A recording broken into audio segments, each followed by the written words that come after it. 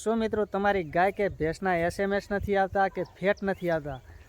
તો ખેડૂત મિત્રો, અમે અત્યારે તમને વગર ખર્ચાની કઈ રીતે આઈડિયા છે અને શું પ્રોસેસ રહેશે અને ક્યાં બહારથી કોઈ પણ મટીરિયલ લાવવાની જરૂર નથી. તમારી ગાય કે ભેંસના ઘરે બેઠા અને તમે ઉપયોગ કરી અને એની અંદર થોડીક મહેનત કરી અને તમે તમારી ગાયના ભેંસના ફેટ લાવી શકો છો અને સારા એસએમએસ લાવી શકો છો. પણ તમારે ખેડૂત મિત્રો થોડીક મહેનત કરવાનું રહેશે. એની અંદર કોઈ પણ પૈસા ખર્ચવાની જરૂર નથી.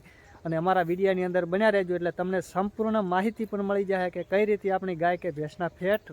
કાર ખેડૂત મિત્રો, આજે આપણે વાત કરવાની છે કે આપણી ગાય કે ભેંસના દૂધના ફેટ કે એસએમએસ કઈ રીતે વધી શકે અને આપણે કઈ રીતે લાવી શકીએ એનો પ્રયત્ન કરવાનો છે. ખેડૂત મિત્રો, આની અંદર કોઈ પણ પૈસા ખર્ચવાની જરૂર નથી અને ક્યાં પણ જવાની જરૂર નથી કે કોઈ વસ્તુ લઈ અને આપણે ભેંસ કે ગાયને કોઈ ખવડાવવાની વસ્તુ નથી. એટલે તમે અમારી ચેનલ ઉપર નવા હોય તો ચેનલને સબસ્ક્રાઈબ કરી લેજો, એટલે અવનવા વિડીયા તમને અવારનવાર તમને અમારી ચેનલ ઉપર મળતા રહે. એટલે આજ વાત કરવાની છે ખેડૂત મિત્રો કે આપણી ગાય કે ભેંસના ફેટને એસએમએસ વગર ખર્ચે કઈ રીતે વધારી શકીએ. આ આઈડિયા એવી છે ખેડૂત મિત્રો કે આપણે કાંઈ પણ આને લાવવાનું નથી અને કોઈ પણ વસ્તુ ખવડાવવાની નથી. બસ આપણે મહેનત જ કરવાની છે. પછી કહેવત છે ને કે ખેડૂત મિત્રો, જો મહેનત કરો તો મહેનત રંગ લાવે.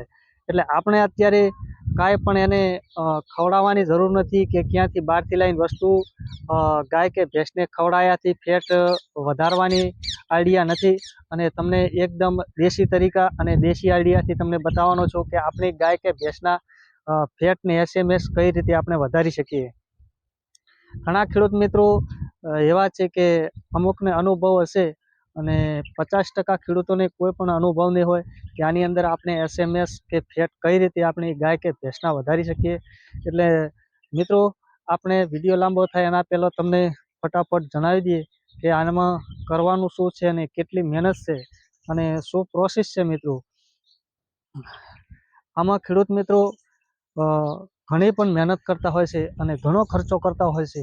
પણ તમારે ફક્ત ને ફક્ત મિત્રો મહેનત જ કરવાની હોય છે કે આપણા ફેટ કઈ રીતે આપણે વધારી શકીએ અને ઝાઝા લાવવા માટે આપણે આની અંદર શું પ્રયત્ન કરવાનો રહેશે અને કઈ રીતે આપણે આપણી ગાય કે ભેંસના ફેટ વધારે આવી શકીએ છીએ.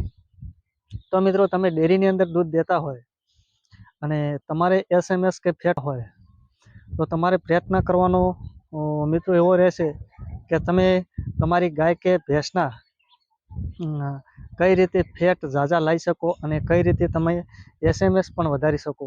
એટલે મિત્રો, તમારે મહેનત કરવાની એમ રહેશે કે મહેનત એટલી જ કરવાની છે કે તમે એક દિવસ તમારું દૂધ તમે ગાય કે ભેંસને દોઈ અને એને 15 થી 20 મિનિટથી તમારી પાસે ટાઈમ હોય તો અડધો કલાક એને ઠંડુ કરી અને તમે ડેરી લઈને જાઓ તો તમારા એસએમએસ અને ફેટ 100% ગેરંટી સાથે વધી જાય. અને મિત્રો, ક્યારેક તો એવું થાય છે, અમુક પશુ એવા હોય છે કે એના ફેટ ગરમ દૂધના આવતા હોય છે અને અમુક પણ પશુઓના ઝાઝું દૂધ હોય તો તમારે પશુનું દૂધ ઠંડુ કરી ગાય કે ભેંસનું અને તમે લઈને જાજો સાહેબ, 1 થી 2 ફેટ વધી જાય એવી પાકી ગેરંટી. અને ખેડૂત મિત્રો, અમારી ચેનલ ઉપર તમે નવા હોય તો વિડીયાને એક લાઈક કરવાનું ન ભૂલતા.